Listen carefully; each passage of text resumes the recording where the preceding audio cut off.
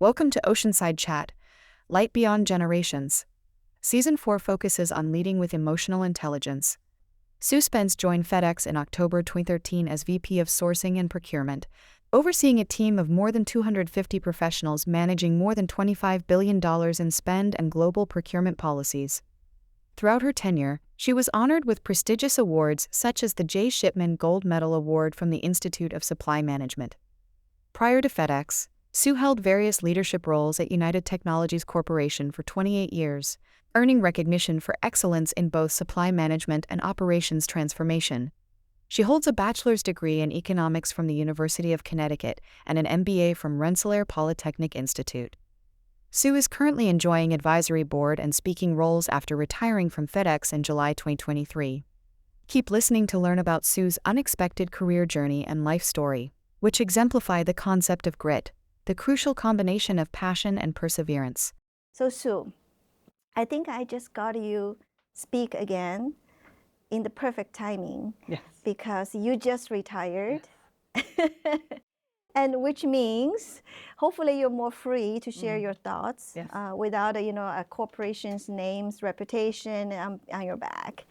And I also feel like after a very long journey in corporate, the last few months might also give you some time to reflect. For sure. So this might be the very best time. So welcome to my class again. Thank you. I'm really happy to be here. Really happy. I love San Diego. I've loved La Jolla forever. Hamilton Sunstrand, now Raytheon, has a place that I had a team out here. So I really got to love California years and years ago. It is true, there's reflection time. I like to think I reflected and refined along the time I was working and raising my daughters. I probably didn't do what I needed to back then, but you got to get out of bed, not get fired, not ruin your children. There were days I felt like that. Reflection's really, really important. And I just turned 60 in the fall. I think it's considered young to retire. I wanted to do it just because I wanted to have a life after work. But it is a great time. It's a best time. And thinking about my career and my story, I don't think it's very remarkable. It's remarkable to me because it is a, underdog, come from behind, not the best grades or SAT scores. So when I had that book recommended to me by a good friend of mine who is the head of quality at American Airlines, love this lady, I was like, oh, Angela wrote this about me, right? Average SAT scores, ACT wasn't invented back then. B student in high school until I got into University of Connecticut, and then I proceeded to fail out of senior English because I just decided not to work very hard. Holy smokes, that was not good. Went to college, UConn, with all my friends, had a great time, and my first report card I've kept, C student. And around that time, I met the guy I ended up being married to for a long time, 25 years, no longer married, but we're dear, dear friends. And he had left college because he just, didn't want a 4-year degree, and he was having fun. And I remember thinking to myself, we're going to live in a trailer park, and someone's got to earn the money in this family. Sorry, John, if you ever see this. Anyway, and so motivation was key. So I've been reflecting on, what did I do to set myself apart? Well, I was just worried that we were not going to have money and never be able to afford a house, and I worried. And guess what? That lit a fire under my what. So it's a great time to reflect. I think I have lots to share, and the feedback when I give this kind of talk from people is, sometimes when we see executives, I was an officer at FedEx, had the full support of Fred Smith, just one of my heroes. Sometimes students will think that you never did anything wrong, never made a mistake, never stumbled, never almost got fired. Not true, not true, not true, not true. And so I like to kind of bring a little bit of reality. So if I could be a success, look at you guys. I would have never gotten into school, never. I am now doing some work with University of Connecticut. Lady Huskies, sorry, they got ripped off, but that's okay. We got the men's game. I could not get into the School of Business at UConn because my grades weren't good enough. And I tell that story now to those MBA students, and they're like, I can't believe you're saying it. I'm like, no, it's important. A late bloomer someone that learns resilience and works doubly as hard effort, it's a big deal. So if you have your natural talent and intellect, and then you put that effort in, you'll go further. So I get excited to be in front of audiences like this. Yeah, beautiful. You know, this is my first time also hearing your true story, like your life story. Yeah. We met each other at those, industry seminars, industry conferences, and board meetings, right? So when Sue shows up, right, with the confidence and leadership command, so I would have never thought, what you shared earlier, the struggle that you had in your earlier year. So really appreciate that you open your life for us and sharing everything. Early on in my career, I think, for a while, we call it imposter syndrome. There was no way I was sharing that personal stuff because I wanted people to have a certain opinion of me. And I realized that was kind of fake. And so I just took off the filter. I mean, you have to have a filter, but I took it off a bit. And the feedback was just so much better because I realized there are people like me. I would be in an audience and see someone speak. I'm like, I can't ever be that. And then if you get a little dose of reality, it's like, maybe I can be that. And so anyway, that's how I choose to be. Yeah. As I said to you earlier, there are no lawyers telling me I have to watch what I say anymore. I'm grateful for both the two major companies I work for. I just wouldn't trade it for the world. But I think it's important to be human, as my friend Jimmy talks, and to be real, because not everyone is a superstar early on. Not everyone had the great grades. Not everyone knows what to say. And the EI component, you guys, it is the key. And I have one story in particular I'll tell later that was a defining moment for me. Yeah. And I could have torpedoed myself and I was headed that way until I understood the power of EI. And it changed my life. It really did. So everybody has a unique story, and the story shaped us. From your, I guess, long journey, grow up and become a little bit struggling in school and become a VP of FedEx. I mean, just how many chapters in between, I'm curious about what defined you as a person after all those years. You would, pick a few characteristics or maybe important things. Yeah. A friend of mine said to me once, "You're like a chameleon." I didn't know it was a compliment. They said, you have a unique way of adjusting and adapting. And I don't remember exactly, I was probably in my late 30s. And I remember one of the more important parts of my career that was key and set me up, frankly, for a trajectory that went straight up, was when I got demoted. Right? Oh. I got demoted along with 20 other executives when I was 42 years old. Luckily, it had nothing to do with performance. It was the 787 program, which was a killer program, was not going well for the division of UTC I worked for. Cost overruns all over the place, and the executive vice president of operations decided he would just take out all the executives, 20 of us. It was a blow. It was nice that they didn't touch salary, but it was a body blow. And I had been an executive for 7 years, and I had to go home and tell my family, the good news is I still have a job, and I will still draw the same pay, but that car in the driveway goes, and once you are demoted, you never get it back, and most people leave. I had 2 kids that were only a few years away from college, so I mourned for a day, got really upset, knew it was unfair, and then I got over it. And it changed my life. I ended up leaving that company and went to another division. And frankly, I had kind of mentally checked out by then. I'm like, you know what? I'm making great money. It's okay. I'll just kind of coast, and maybe I'll retire at 55, right? And then FedEx called. And I remember, and I was 2 years divorced, so I had upheavaled my life. And we have a wonderful relationship. And I remember bringing my youngest to college. I have a 30 and a 28-year-old daughter. And my now ex and I driving in New York City to drop one kid off. In Boston the other day, I dropped another kid off. And I said to him, "John, I have news." He's like, "What now, Sue?" I said, "I'm going to take a job in Memphis." He's like, "What?" And I told him the story. And I'm like, I'm a little nervous because the little one tended to be quite dramatic. And what if she hates school in New York City and comes home? I'm not living 1,200 miles from my kid. So I'm like having this argument with myself, and we're driving back. And he's like, you got to go. I'm like, really? He goes, you got to go. You were made for this. Very encouraging. And guess what? The kids are never coming home. And they really didn't. They just loved school. So I got hired by a company that didn't know, everything about my background I maybe didn't want to share. They just saw someone with experience that fit their culture, and the FedEx culture is quite unique, I think. And the guy that was hiring me worked for the CFO who worked for the CEO, and they basically said after one meeting, what's it going to take? And the feedback was, money was great, but feedback was, I got to be able to get back to Connecticut and see these kids when they come home for the weekend, which they never did, so that worked out. And, I need to know that I can hire my own team. I have to replace, have to be able to promote. And I need freedom to set in place what I think is important to do the mission of transforming this group.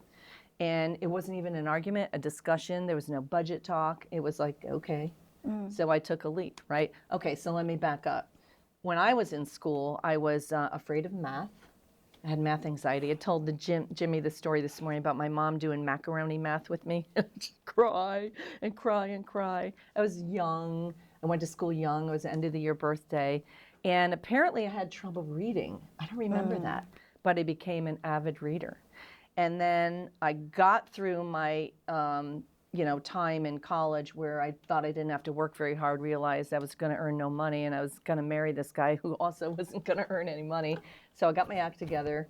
And then I went to work at a company of engineers, started at Pratt & Whitney. Everyone was an engineer. Guess what?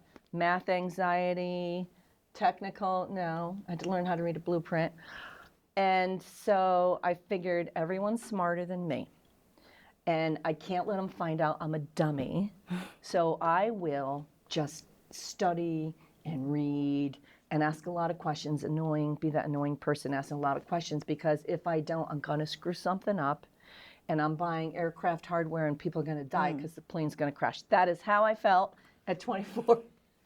So it's a lot of responsibility. It was, but I was excited someone took a chance on me. And I was actually, in 1985, the starting salary for a liberal arts major was $15,000 a year.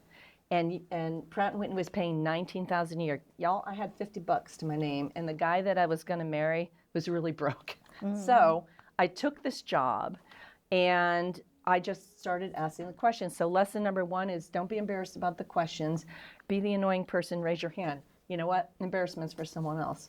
But because I worked with technical people, I really, really wanted to do a good job. So because I asked a lot of questions and I felt like I had to work really, really harder than anybody else, I learned that I had a little more knowledge than people that maybe were naturally talented. And so I kind of started to inch past. The other lesson I learned, this was a girl thing, and I'm using that word girl on purpose. We were not women. We were girls, and the girls on the buying floor at Pratt & Whitney were former secretaries, and they let them buy pencils and paper. But I got to buy, blades and vanes in our aircraft, hardware for the aircraft. And I remember being in a meeting to solve a problem. It was when this team thing started being a thing in like the 90s. And I was the only girl. And so guess who was asked to scribe? Well, Sue will do it. Okay. And I was so pissed. It's like, here we are. Come on now. So I grabbed the marker and I stood up at the flip chart when they had those things.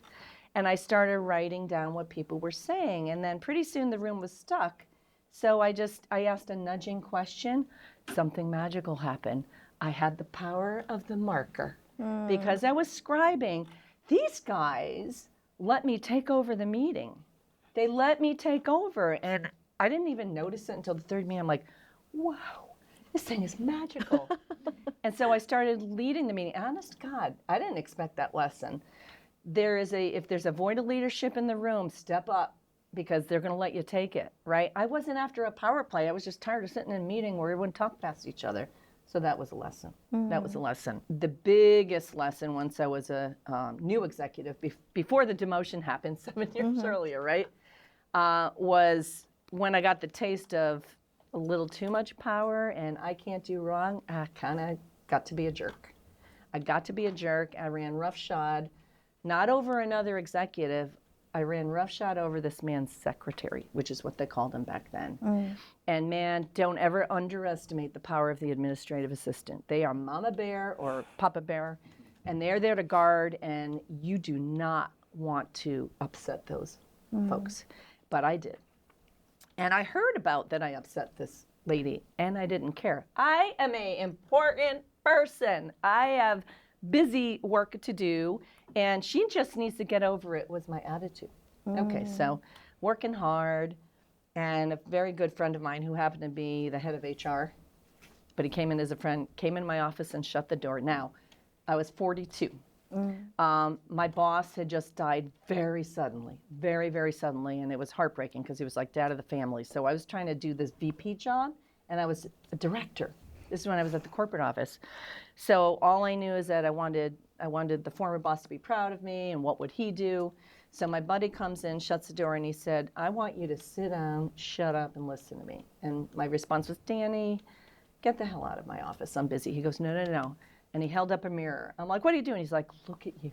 You have these circles, you know, you're exhausted. He said, you are rolling over people and you are ticking off the wrong folks. And I was angry. I said, I don't have time for this pep talk. He said, I am not letting you out of this room because you are going down, girlfriend, and you don't even know what's happening. And so it scared me. And he said, you cannot be that way with people. And in this culture, mostly of men, no one's going to come and tell you that but me. I care about you. You're my friend. I don't want to see you, you know, get pushed out the door and you're about 3 months from it. So he scared me, and he said, you need to go to this guy and you need to apologize, and you need to apologize to his secretary, and you need to shut up and listen to what he has to tell you. And so I begrudgingly did it because I was scared. And this guy, by the way, was like the second in command to the CEO of the corporation at that time, UTC. So I got Mike to take the appointment, and I sat down in his office. He goes, I'm surprised to see you here. And he had this sneer on his face.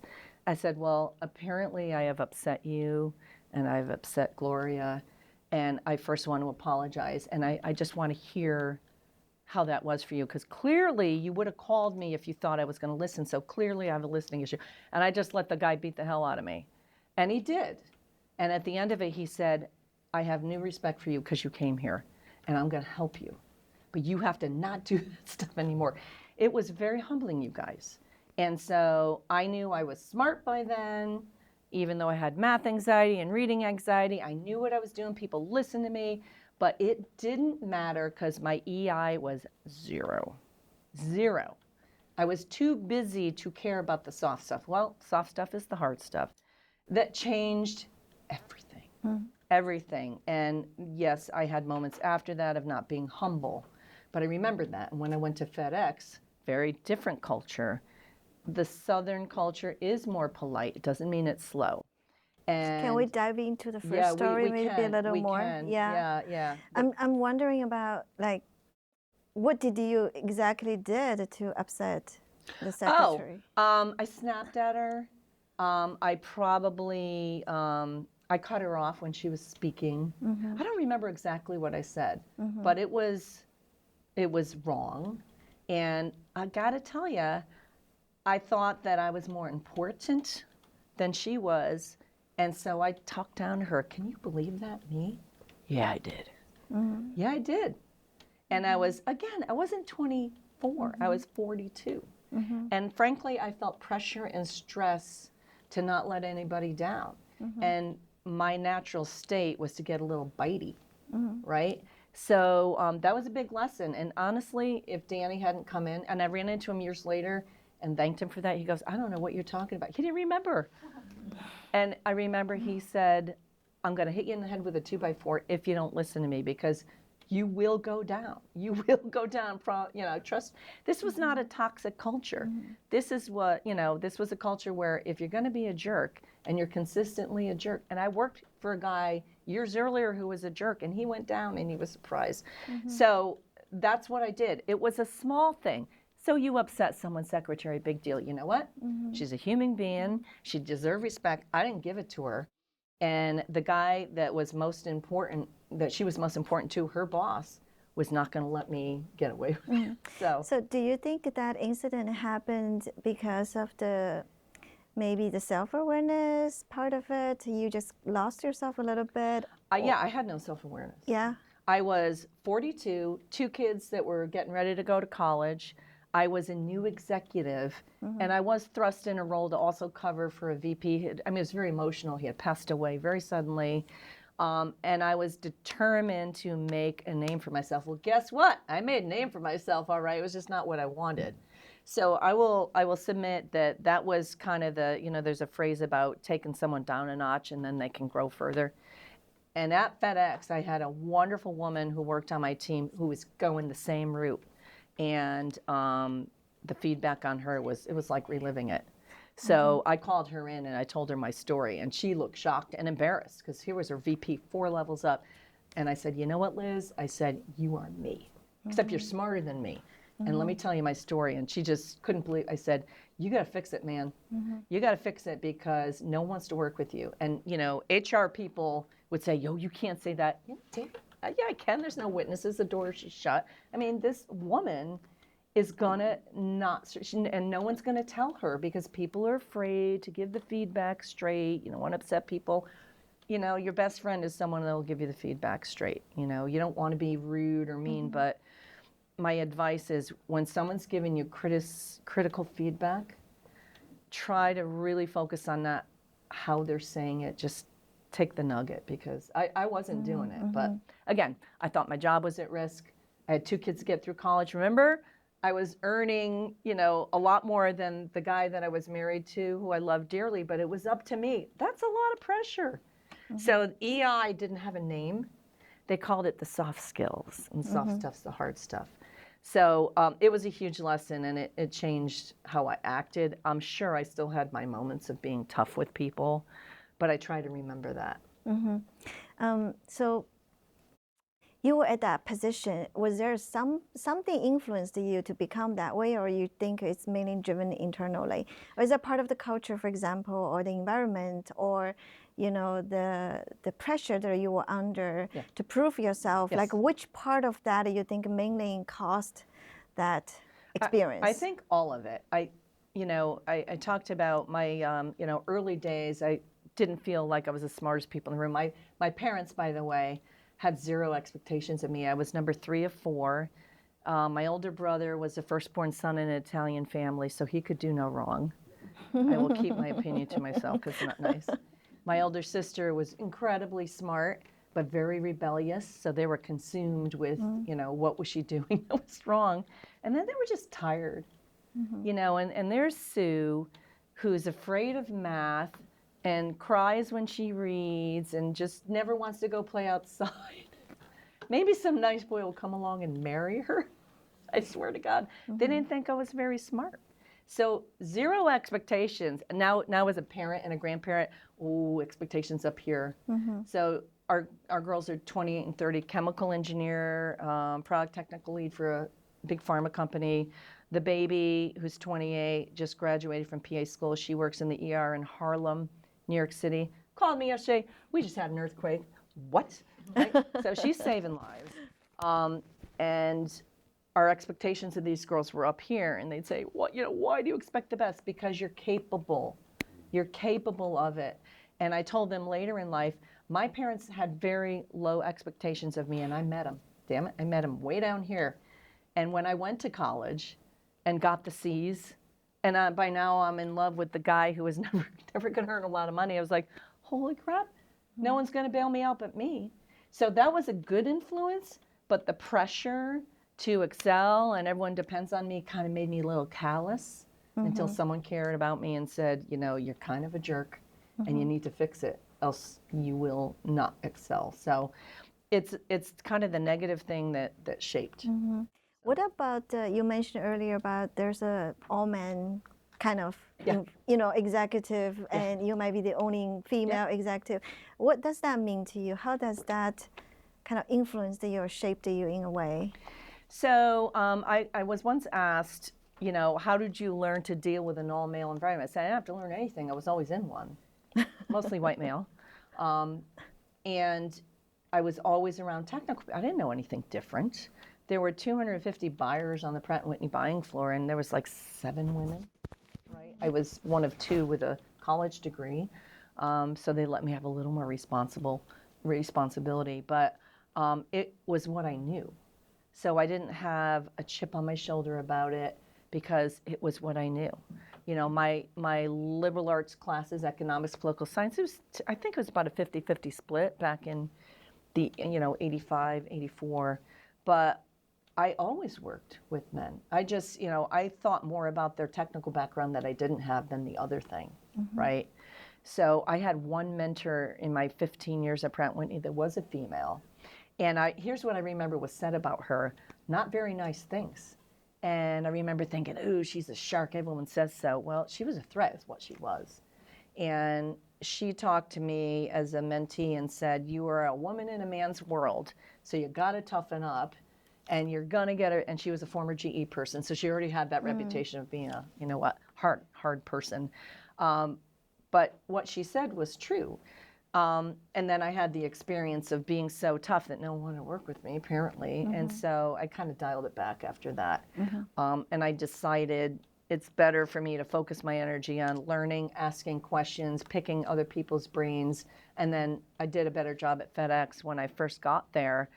I went out and met the top 100 executives, and I didn't make a 1-hour meeting. I booked 2 hours. In the first hour, we only talked about our families, where'd you go to school, not work related. And I went to their office. One of the legal executives said, you're the first head of sourcing and procurement that didn't summon me to their office. And I was like, really? They're like, yeah, thank you for being real and having a personality. But I'm like, I don't know transportation logistics. I got to get up to speed. And then I got to get these folks to cooperate with my team because the honeymoon is a short period of time. So I learned to do that EI-focused emotional connection, first, and then the other stuff came, which I did not do at my old job. So that was a big lesson. Who doesn't want to connect with a human being, right? I mean, you don't have to love and like everybody you work for, but if you're going to work with someone that's kind of a jerk and cold versus someone that's warm, guess whose call you're going to answer first or who you're going to cooperate with. So big lesson. It took me 40 years to learn this stuff, so don't worry if you don't get it right away. But you're all smarter than I was. Yeah, so maybe let's move on to the FedEx experience. Yeah, what a great 10 years, right? 10 years in that company. 10. And how do you describe the culture differences, if so any? I'll start with the similarities. FedEx, like UTC, so United Technologies, each division was started by the inventor, right? Igor Sikorsky, helicopter, Frederick Rentschler, jet engine,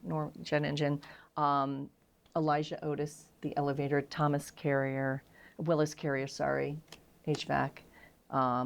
And at FedEx, Fred Smith created that hub and spoke system. And so the consistency of working for a company with proud pioneering and invention was really important to me. Respected name and brand, huge deal. The fact that FedEx had an airline was kind of interesting too. I spent my whole time in aerospace, but I wasn't allowed to buy the airplanes, although I was asked after about a year there, why didn't you come over to the FedEx Express and buy the airplanes and the parts and all that? I'm like, because that's a smaller job than the one I have, right? But I'll help y'all, right? I loved the Southern culture was polite. It was not slow, but it was polite. People really cared about your family and they asked about your family. I learned some things quickly, like bless your heart doesn't always mean something nice. And the way someone described, I think it was someone that toured me at St. Jude, which is a wonderful partnership we had down there, and said, Miss Sue, bless your heart goes like this. Helen, You are a beautiful woman and you're smart. Bless your heart. Helen, that paper you wrote, bless your heart. One means you're a wonderful person. One means you're an idiot. The other phrase I learned is that dog can't hunt, won't hunt, or I'll be with you till I can't be with you. So I learned a little bit about the culture, but the other thing that FedEx did rarely was hire outside officers. I was, at the time in 2013, I think less than 20 officers, meaning VP and above, came from outside the company. And I came to believe that that was a huge advantage for me because there's mild and morbid curiosity about me. And people would say, "You from New York?" I'm like, "Ooh, I got an itch. I better like dial it back." No, I'm from Connecticut, just as bad. But because, uptight Yankee, but because I had worked at a company with a great reputation and known for supply chain management, people were listening. But the transformation of the function, I called it the back office of the back office, the BOBO.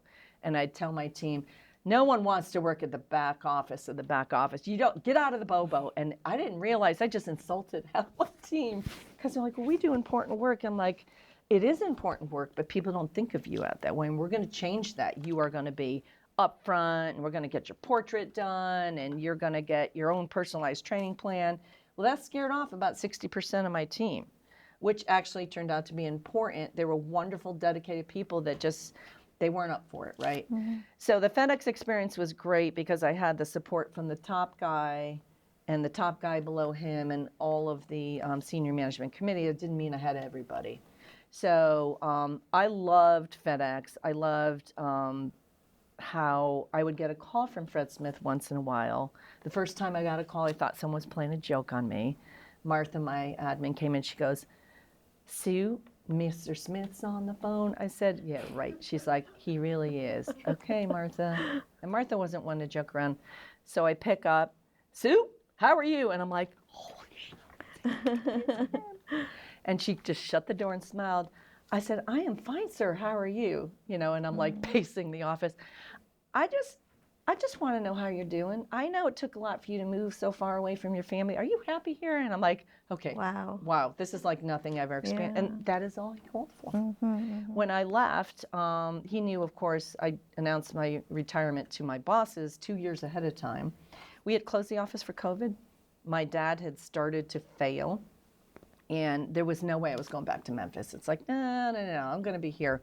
So I said in 21 when we opened up again, 22, I said, I will come down there like a week a month because my team was hybrid. I said, I'm not moving back. I'm not leaving the old people. It's just not right.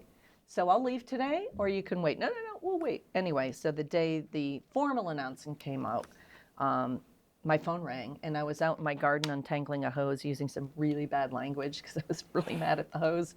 And there it is, FWS. I'm like, okay, I'm covered in mud, and this is Fred. So, Sue Spence, very professional. I'm like sweating. I mean, I'm dirty.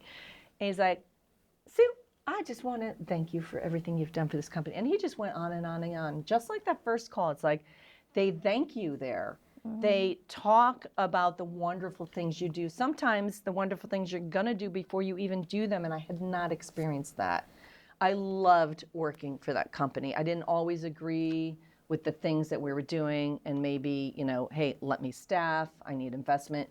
I didn't always get at what I wanted, but it was kind of a family company, even though 500,000 employees. And Mr. Smith went on to be chairman. Raj Subramanian, who's another wonderful guy, he also called me on my last day, and I was a little terrified he was going to ask me to stay. It's like, oh my God.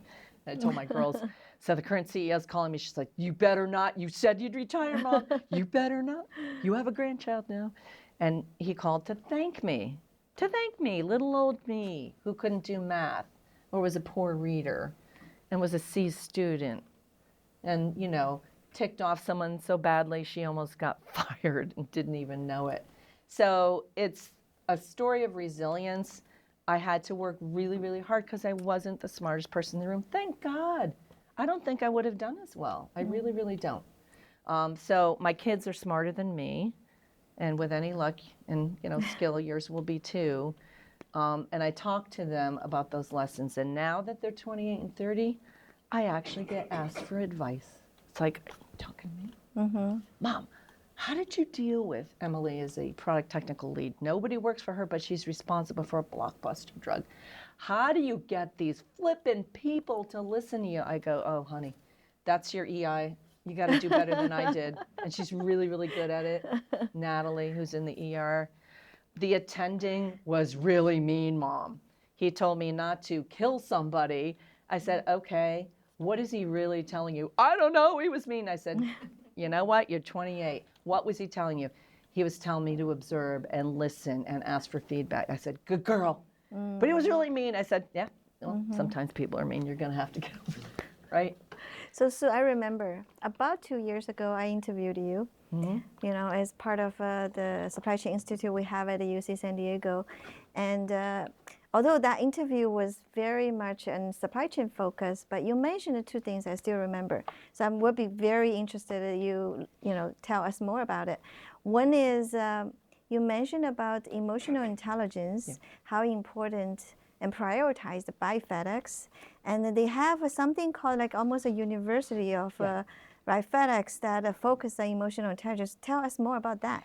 So the university was created by my team, for my team, Sourcing and Procurement University. So what we did in the first 8 months, we put our transformational mission out there, and we said, listen, everything that we do in this function comes under 4 skills.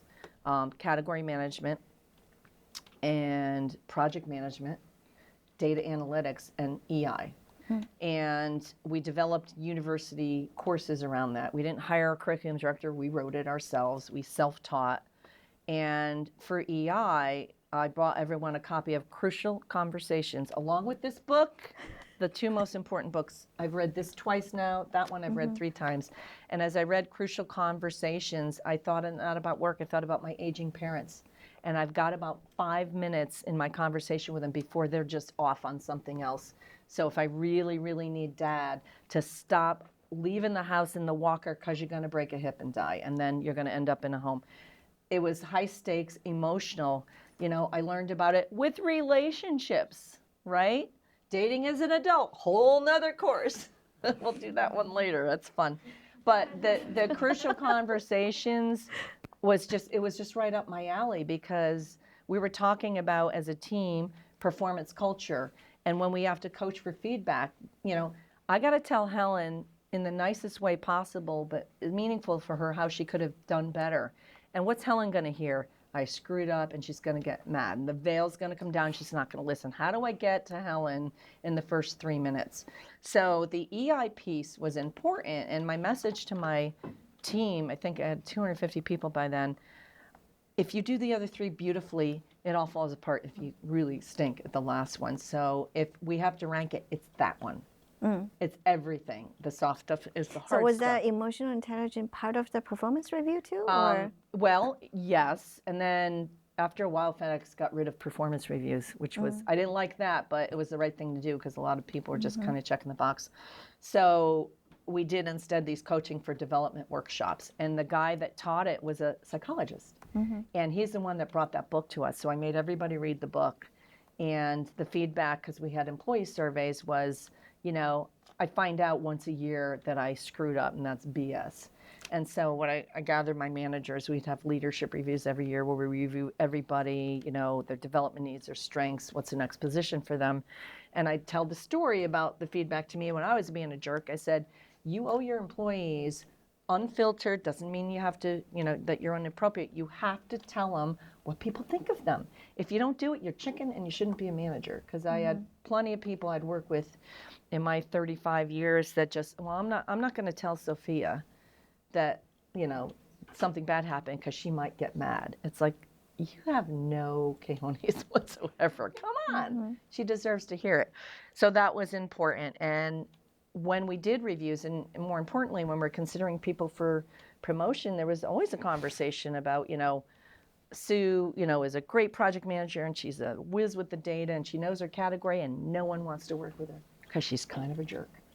And you weren't getting any further. But guess what? You better tell Sue what was said, you owe that to them, because how is she going to know if no one tells them? So that was different. And the HR people like, what? You're going to tell folks?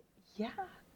Come on, that's not right. How do you measure it? We had this question, a good question earlier in the class, is how do you measure how good the EI is, and related to whatever the opportunity or, things in the company? Well, I'll tell you, a lot of it is, what do other people say about you? So there's some people would do that 360 feedback.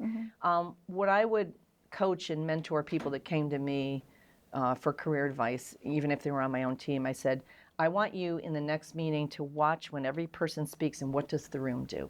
So one of my favorite guys, my director, Quincy, he was a little on the quiet side. And I told him, listen, if no one knows you're in the room, that's a problem. But when he spoke, everyone stopped and listened. They hung on every word. And he wasn't a showy guy. He said, that is respect. People want to hear what you have to say. Another person would speak up and it'd be like, literally almost the rolling of the eyes. So the room will judge. And if you could read a room, then you pay attention to that, right? That's a skill that I think you learn over time. And it's not the person that's kind of doing this all the time or speaking to be heard, right? Yeah. Although, please speak up. And like I said, I'd say to Quincy, because he wanted my job. I wanted him to have my job, but it's like, I'm afraid people are going to roll over you. And he would, I knew it bothered him. I'm like, dude, you just got to open your mouth. Well, I'm processing. I said, don't process so much and no one knows you're there. Come on. You, because you're respected, have this incredible power. Now, couple it with, get a little pushier. He's like, be Sue-like. I go like, well, be Quincy-like, but, push, because you have something important to say. You're usually right. And don't be so afraid of, not being polite. I said that I love the polite culture until it just stifles you. So I'm not asking the guy to change his personality, but, just kind of do the thing you're uncomfortable with and couple it with this natural, great EI you have, and you will be unstoppable. Yeah, right? Yeah. Wonderful stories. The second thing, actually, you mentioned during that interview was this book, Grit. Yeah. And so I want to share the definition of grit by the author Angela Duckworth, right? She said it's a combination of passion and perseverance for a long-term goal. Yeah. And she also said, just to not be confused, with between grit is not talent. Right. Right. It's not luck. It's not how intensively you want something. So I'm curious about, you're a big advocate for this book and the spirit to talk about in the book. In your own words, your perspective, your experience, how do you, what does that really mean to you? For me, the reason I found, such a connection with this book, I mean, she does such a beautiful job, Angela.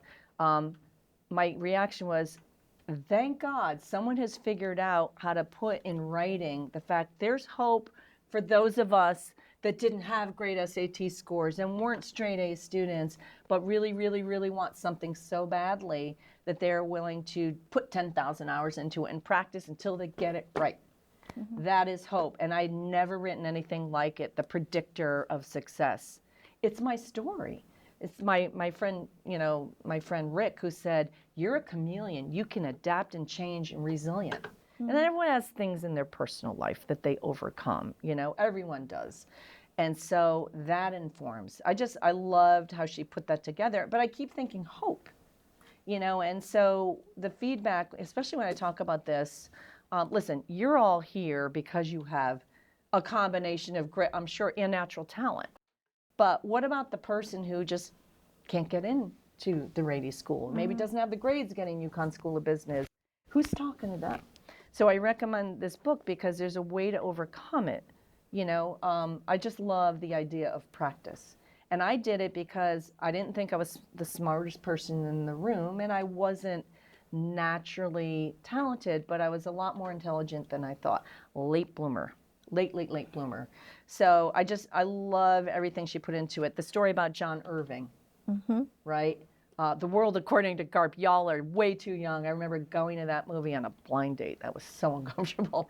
And then he wrote Cider House Rules. Yeah. The guy was dyslexic. He read like this. And because he had to put more effort into it to be able to keep up with the other students, I'm like, that's me. That's me with all these really smart engineers, and I can barely turn the blueprint the right way, but I got to buy this piece of hardware. I'm a little scared. People are going to die, right? Planes are going to fall out of the sky. So go study it and ask those annoying questions. What does this mean on the blueprint? So it gave me hope. Practice, practice, practice. So you work harder, but it makes you better. Yeah. Yeah. So if we break down the components of this book, and by definition, she's talking about passion and perseverance, right? And for something you do for very long term. So what about passion? You know, I mean, some people know when we're born. I know those people that they know exactly what they're pursuing That's after so a annoying. lifetime, you know. But most people don't know. Yeah. So how do you make of that? Like in your own story, like what is that piece of, you know, either passion or interest or something? I had a mentor at Pratt & Whitney who was very kind to me. He was the head of marketing, and I would go see him, and he would say, "You just spent an hour telling me what you don't want to do. What do you want to do?" And I'm like, "Oh God, I don't know." Right? I had been working about 10 years by then. The passion I had at age 21 is I want to live in a house that I own. I want to have children. And I don't want to be dependent on anyone for financial security. Okay? Again, all due respect to Mr. Spence, hardworking guy, smartest guy I know. Really, really smart. But he had a limited earning ability. So it was up to me. My friends would say, "You're so lucky he helps with the children. He does chores." I'm like, that's not luck, that's his job. It was his responsibility. They're his kids too. But I wanted financial independence because there was no safety net for me, right? And I didn't feel like I had the natural talent, and I didn't have this like passionate thing since age 5 that I wanted to do. I wanted to survive, earn money, and then be listened to and be in the room because I had something to say. It was kind of nebulous. It wasn't very discreet. I think it was in my 40s before I really felt that supply management, supply chain was the thing. And I was informed a little earlier than that because there were great layoffs going on in the 90s. I'm watching my friends get laid off left and right at Pratt & Whitney. They left the young kids alone because they didn't pay us very much. We were cheap. But I remember thinking, if all this outsourcing's going on, someone's got to manage these suppliers. And then I found if you're in sourcing and procurement and category management, you get to deal with hundreds of companies from every walks of life, privately owned, publicly owned. They're in India, they're in Taiwan, they're in California, they're in South America, and it's so varied and diverse. So I loved that. But I didn't know naturally that I wanted to do that.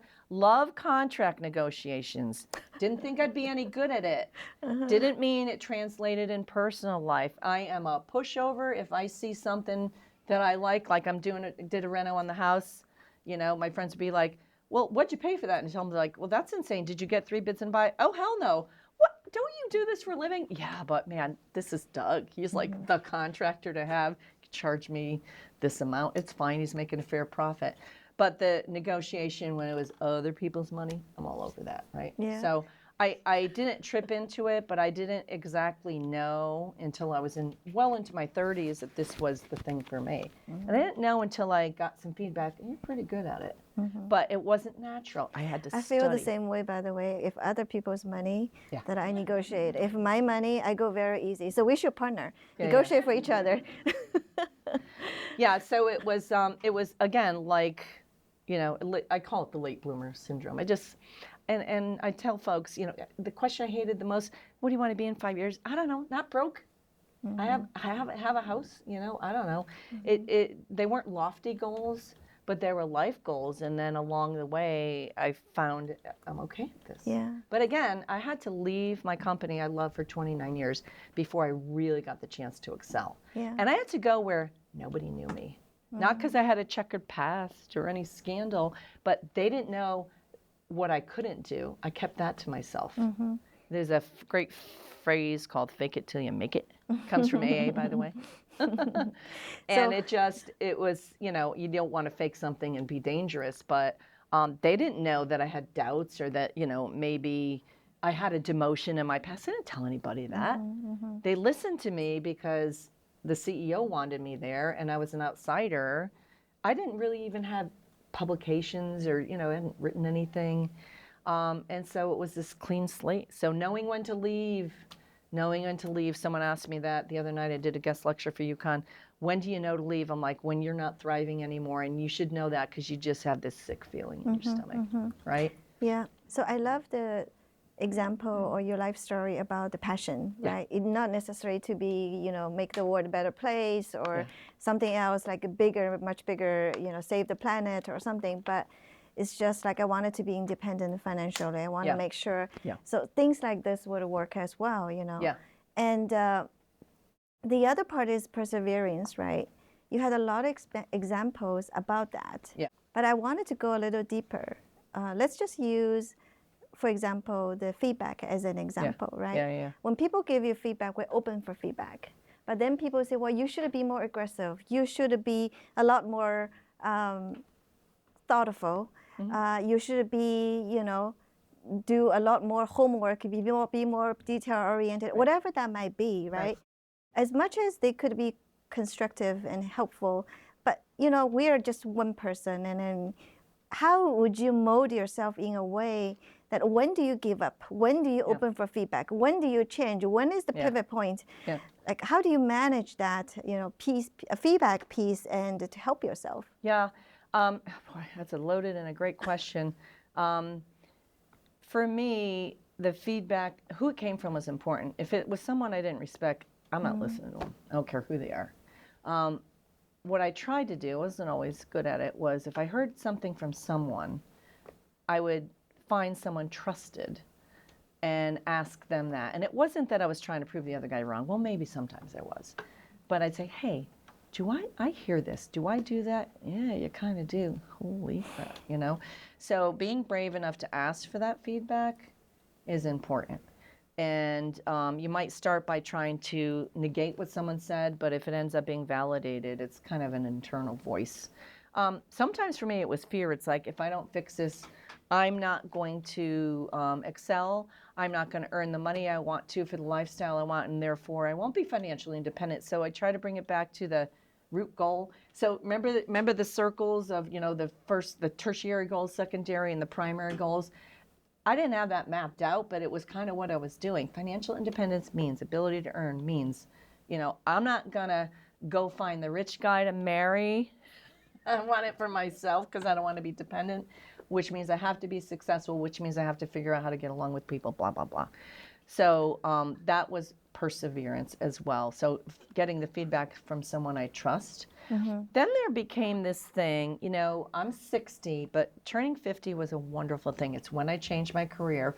But there's something people might tell you about, which is the I don't give a you-know-what about what half the people say to me because I'm 50 and I know better. Be careful, because sometimes you could throw out something important, but the whole I don't care anymore means I don't need to put up with your you-know-what, right? I have my own experiences, so a little bit of that is good, and it's called maturity and experience, but be careful. So that was important, and now, at the age I'm at now, the passion of, making the world a better place and contributing, I will say it was always there. I didn't have time to worry about anyone but my career, my family, my kids. Are they staying out of trouble? Are they becoming good citizens? So it's tough to say you don't have time for it, but I was like tired, man. I was out of energy, and I worked hard, and I was on a plane. And now what's great about retirement is I have time to think about it. I have time to do those things. I guess I'll say I care more about the world than I did. No, I have time to think about things. I'm reading more. I'm a huge reader. I devour news. I devour all sorts of news, and I'm reading about outside this country especially, and I'm like, there is so much to do. Please let me live another 50 years so I can go do it. So I think you got to give yourself a break, guys. You're going to be busy. You're going to be tired when, some of you probably have little ones. Then it becomes all about then. There's a great phrase from my favorite movie, Bridges of Madison County. Date myself. You stand still so your children can excel. It doesn't mean you don't thrive, but it's sometimes not about you. Have you rejected any feedback that maybe consistently given to you, but you think that's just who I am? And yes. Okay, give us an example. You could do better at active listening. Yeah. Right? Why is that? Because I have a lot to say, and the 7 cups of coffee a day didn't help. Now I'm down to 3. The fall I will continue to give myself that I can always do better is active listening. It's hard for me. As my mom ages, my mom's 93, she says now, if I don't get it out and interrupt you, I'll forget it. You know what? It's true a lot, but it's BS a lot of times. She just wants to cut me off. I'm like, oh my God, that's me. That's me. I gotta watch that. I have learned, and I continue to learn, if I shut up and listen and stop trying to get my point of view, I'm gonna learn something. And man, does it work, but it's hard. It's hard for me. All right, we're going to open the question. Anyone wanted to? Yes, the hand's already up. Curious about your MBA, how and why you get it, and what works, what doesn't work. It's a great question, and the answer might be considered negative. So I graduated college in 1985. Everyone was getting their MBA. Oh my God, I guess I'll get it. And I went and got it 2 years after undergrad. Here was my goal. I am not going to try to work and get an MBA and raise babies, right? So I got married at 23. I didn't have Emily till I was 30. It took a while. I got my MBA at 26. I rushed through it. I didn't get a lot out of it. I didn't go to a really difficult school. Rensselaer Polytech, great school in New York, but the Harvard Graduate Center, Pratt & Whitney U. They opened a branch and they cycled us through. And I got through it. And I didn't exactly learn anything really groundbreaking because I didn't know anything. 10 years later, when I was a new executive, I got to go to University of Virginia Darden 3-week Emergent Leaders Program, and I'm sitting there with these incredible other executives, and I'm like, oh, I should have waited because now I know a thing or two. I'd been working 10 years, I didn't know that much. And I wish I waited, but I had kids. So I did what was expedient. Part of me wants to go back again and go, right? So I'm glad I got it, but I did it, frankly, because I had to, because it was like kind of a box to be checked. But I really didn't know anything. So my advice is you get your MBA whenever it suits you. Continue executive education. It's just so cool. Yeah. Do you have any advice for a fresh undergraduate coming to the MBA? Yeah. They didn't have that when I was coming up in the world. I think it's super cool. I don't know if you have the thing where you do 4-year undergrad, 1 year, and then you have an MBA. Oh my gosh, I think that's super cool. But don't let that be the end of your education is my advice. There's, you're going to have such a different and more informed perspective 10, 15 years from now. So, an EMBA, maybe multiple MBAs, right? An EMBA might be a thing to do. MIT has this wonderful program. I never tried to get into it. I knew people that went into it, and it was a 1-year MBA. You actually came out of your job and you were up in Boston for the year, and it's just a fantastic program. So maybe think about what could you do later for that. But I mean, again, my classes were fairly boring, and it wasn't anything like it is now, from what I could tell from the guest lecturing. Yeah. So the question is that connecting with people is super important. Yeah. But people are also busy with their private lives. So how do you, maintain that relationship, and what's the strategy? What I found, and not everyone is open to it, maybe have a connection that is private. It doesn't mean to pry into their lives, but maybe have a meeting, a coffee, whatever, and don't talk about work or school. Who's your favorite sporting team, or what do you like to do, garden, whatever. The private connection sticks to me, and there's some people you're just not going to connect with, right? But we'll have private connections about, like, our daughters, our wonderful daughters, right? Yes. And I have my first grandchild. Oh my gosh, you bond with me over grandbabies. You got a friend for life, whether or not you want one. So maybe making the personal connection for someone that's open to it. They're going to remember you more, and then you're knowing them as a human, right? Jimmy and I were talking this morning, right? Jimmy's watching the cricket team. Did they lose? Did they win?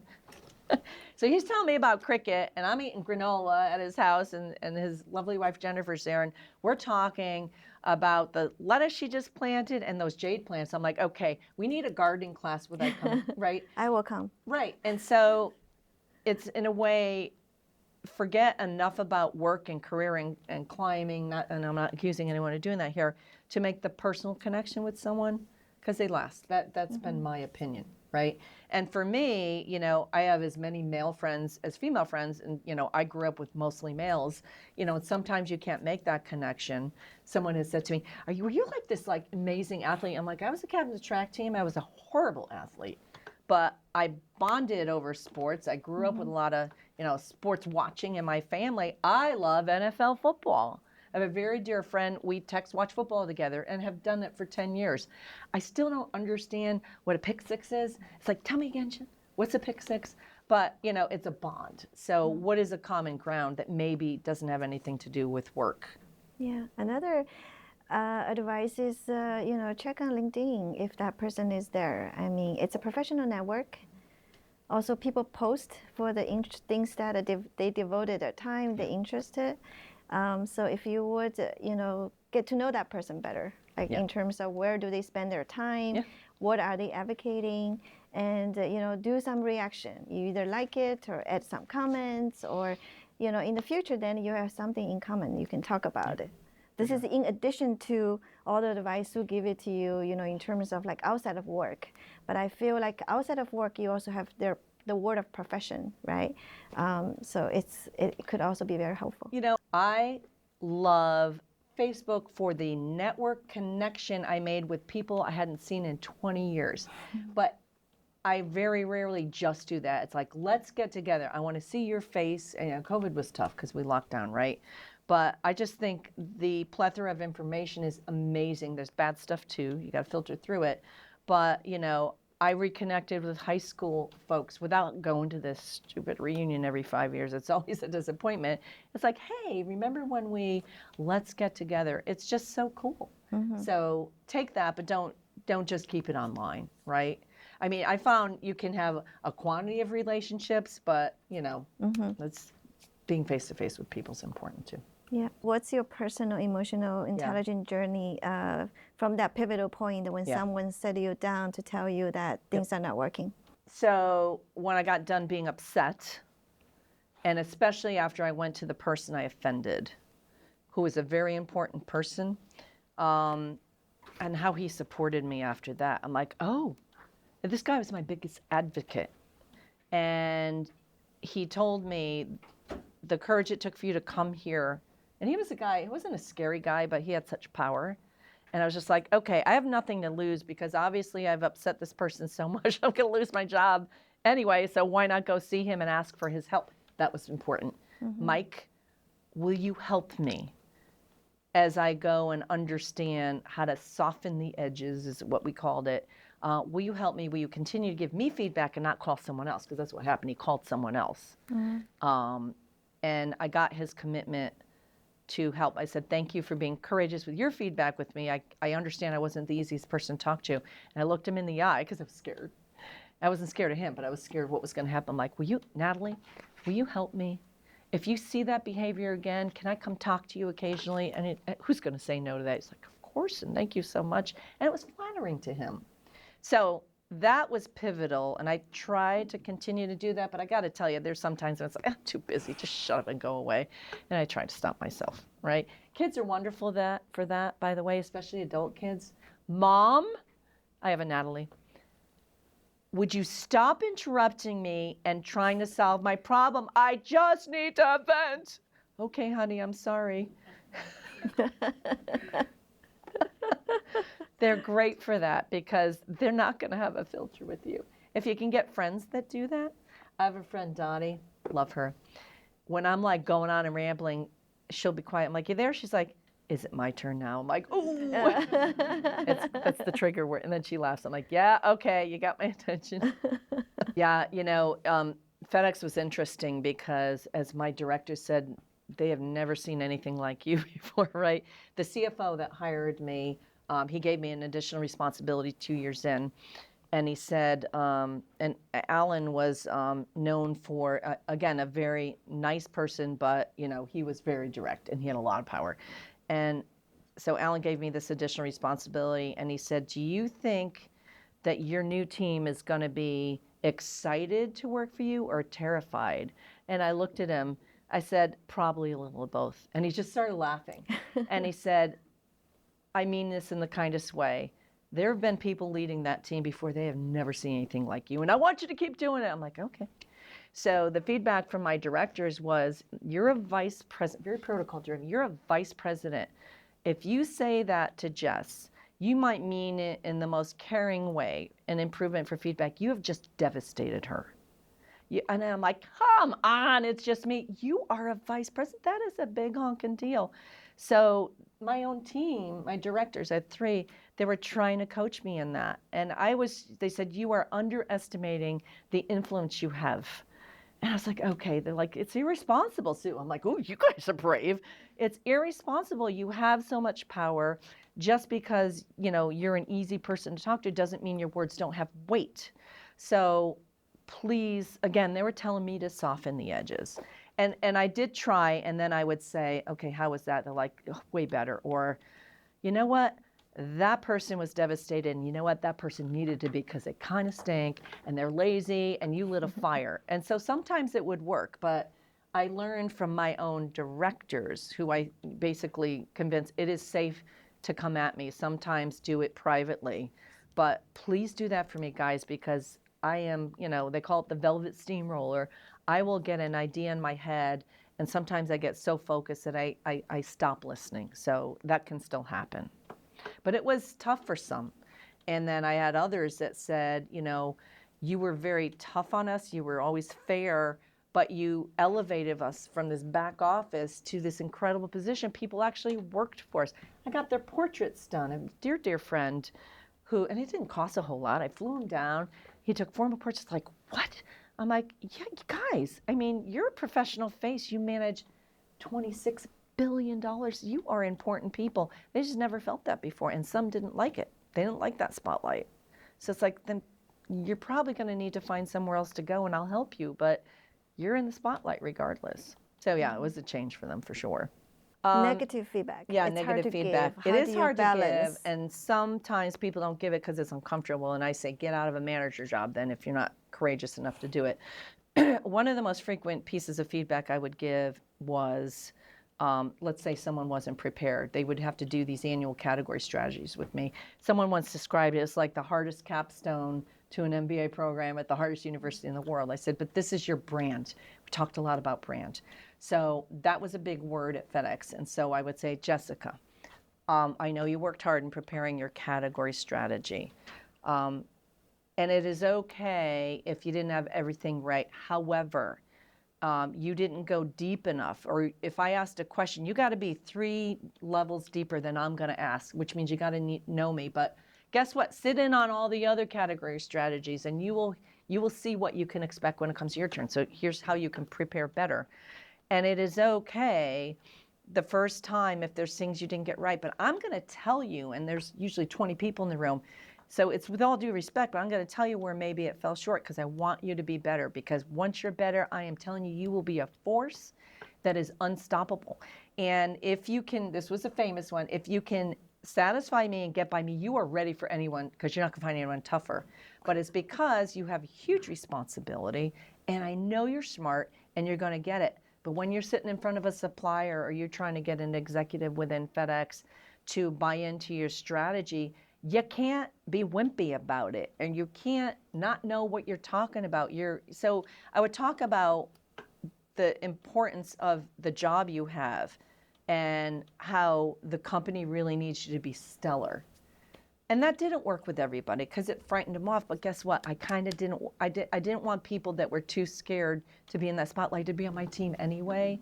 So it wasn't insidious. And then I would say, especially in the early days, Jessica, I know this is different and no one's ever asked you to do before, and it is okay if you decide you don't want to do it, but that is the expectation. And so I think people appreciated it. They knew what to expect. And I would say, I got to tell you what to expect, because we're not going backwards. We have a huge mission here, and you can be up for it, or you could decide it's not in your comfort zone. That's okay.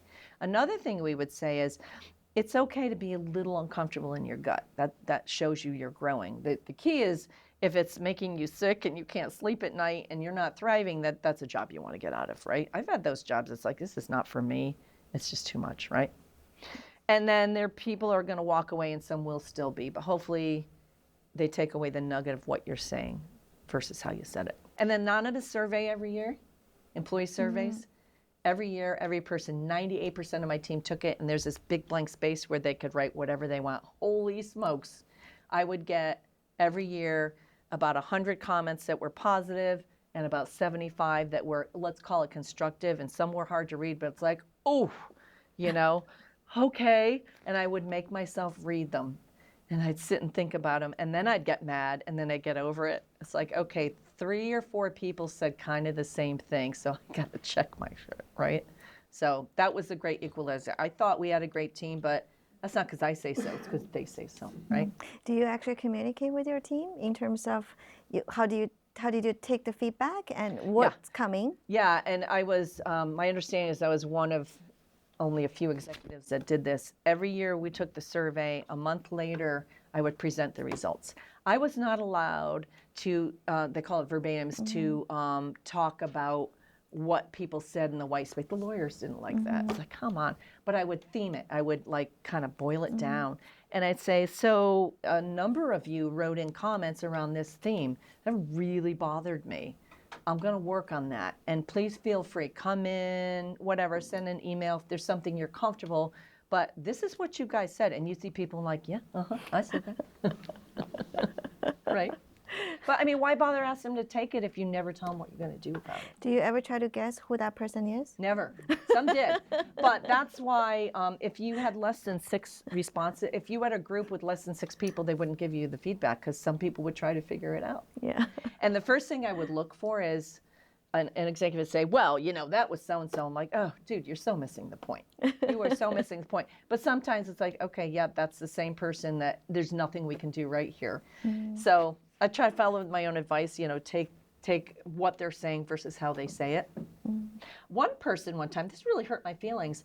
Our VP is so arrogant. She walks down the hall in the morning and didn't even say good morning. And I was like, oh my God, they think I'm unfriendly. Okay, so everyone, and my problem, I couldn't remember everyone's names. I was like, I can't remember their names, and I felt so bad, and then I called someone the wrong name. 2 guys, I would get them confused. They came in one day wearing the same bow tie and jacket, and then they switched their name tags, and I walked in with me like that. I'm like, oh, you guys suck, and they were just laughing. I'm like, okay, fine. But I was so hurt. It really hurt me, and I thought about it, and then I became paranoid, and I'm like, you know what? I'm going to give myself a break. At the time, I'm like, I'm 55. I have, 2 kids in college. I'm busy. I'm maintaining 2 homes. I'm going to give myself a break for not remembering your name. But I would say, I am so sorry. My brain is dying in some places. I didn't get enough sleep last night. Please remind me of your name. Now, if I did it 4 times to Jessica, I'm just a jerk. Important question I want to repeat. Yeah. How do you manage a relationship up, especially when their time is very limited? And without feeling like you're a kiss, you know what. I didn't do it well at my old company. In my new company, the blank slate thing was really important. So one of the first people I got to meet was Fred Smith and Alan Graff, the CFO, and Rob Carter, the CIO. I mean, legendary on the cover of magazines. And I remember, again, it was an over 50 thing. I'm like, they're just people like me. So we talked about our family and, where'd you go to school? And I stopped looking at them as this iconic, like, big deal. They are a person just like me. And it really helped. It was a mental game. It was a mental game.